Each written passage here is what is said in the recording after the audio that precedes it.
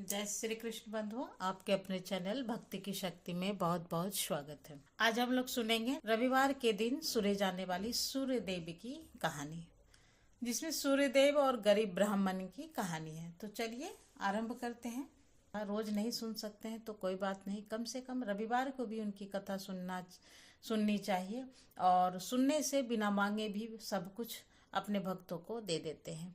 वह पहले एक ब्राह्मण रहता था। वह पुरुष नहा धोकर सूर्य भगवान की कहानी सुनता था, पर घर में आते ही उनकी पत्नी उसे ताना मारती थी और गृहस्थ कैसे चलेगी। घर के बाहर बैठा तो बच्चे तिरस्कार करते।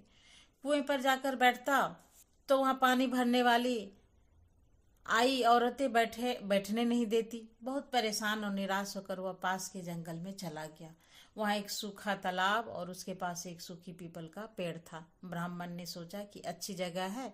उसने नहा धोकर पूजा पाठ किया और उसके बाद उसने सूर्य भगवान को अर्घ दिया। ये अर्घ का पानी बहते बहते तालाब और पीपल की जड़ों में चला गया। अर्घ का पानी जाते ही पीपल का पेड़ हरा भरा हो गया और तालाब दूध से भर गया। सूर्य देवता ने ब्राह्मण से कहा, ब्राह्मण तुम्हें जो कुछ मांगना है मांग लो। अचानक आई आवाज से वह डर गया। उसने सोचा पता नहीं कौन बोल रहा है। तब से प्रतिदिन ब्राह्मण जबकि सूर्य देवता को अर्घ देता तो वही आवाज आती। ब्राह्मण रोज डर जाता।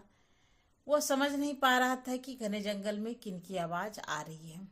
कोई दिखाई नहीं देता था। डर के मारे उसकी भूख कम होने लगी थी और वह कमजोर होने लगा। एक दिन ब्राह्मणी ने कहा कि हे पतिदेव, तुम प्रतिदिन उदास और कमजोर होते जा रहे हो, क्या बात है?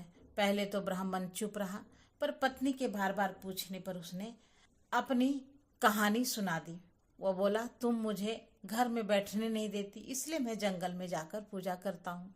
पर वो पीपल के पेड़ से आवाज आती है, जो तेरी इच्छा हो मांग ले। जंगल की आवाज मुझे परेशान करती है। यह सुनकर ब्राह्मणी खुशी से उछल पड़ी।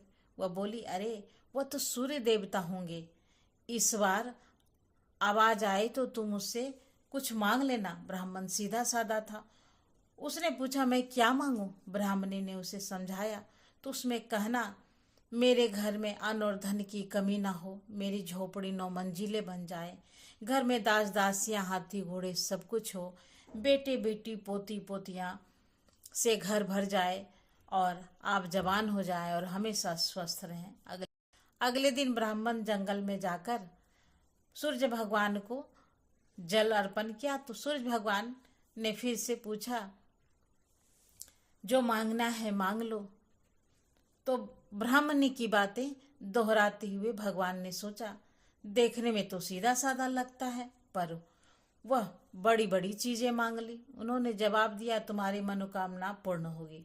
जब ब्राह्मण घर लौटा तो झोपड़ी की जगह पर महल खड़ा था और बूढ़ी ब्राह्मणी की जगह जवान औरतें खड़ी थी। ब्राह्मण को जाते देखकर उसकी पत्नी ने उसे बुलाकर कहा, ब्राह्मण देवता, यह हमारा शिखर है, अंदर आ जाइए। ब्राह्मण ने पूछा, इतने धन का क्या करोगी? ब्राह्मणी ने जवाब दिया, कुमारी कन्या का विवाह कराऊंगी, ब्राह्मणों को भोजन कराऊंगी। फिर ब्राह्मणी ने निमंत्रण भेजकर ब्राह्मणों को भोज कराया और दान स्वरूप सोने का सिक्का दिया।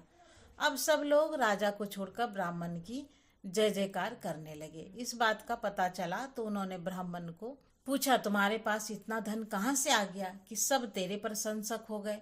ब्राह्मण ने सारी बात बताकर कहा, यह मेरे नहीं, सूर्य देव की जय बोलिए।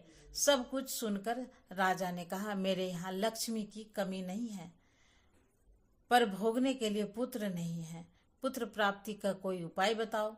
ब्राह्मण ने कहा, आज से घोषणा करवा दीजिए कि सब आपकी जय न बोलकर सूर्य देवता की जय बोले। राजा ने वैसा ही किया। जल्दी ही महारानी गर्भवती हुई और 9 महीने होने पर एक पुत्र का जन्म दिया। राजा ने ब्राह्मण से कहा, हम तुम्हें ऊंचा स्थान देंगे। पर ब्राह्मण ने कहा, मुझे नहीं, सूर्य भगवान की पूजा और आराधना करें, वही सबकी इच्छा पूर्ण करते हैं। जैसा सूरज ने राजा को दिया वैसा ही सबको मिले। तो देखे दोस्तों, सूर्य देवता की पूजा का चमत्कार। तो आपको कहानी अच्छी लगी होगी। ऐसी और अच्छी कहानी सुनने के लिए लाइक करें, शेयर करें और चैनल पर पहली बार आए हैं तो चैनल को सब्सक्राइब कर लें, बेल आइकन को प्रेस कर लें। फिर मिलते हैं एक नए वीडियो में। तब तक के लिए नमस्कार। Thanks for watching.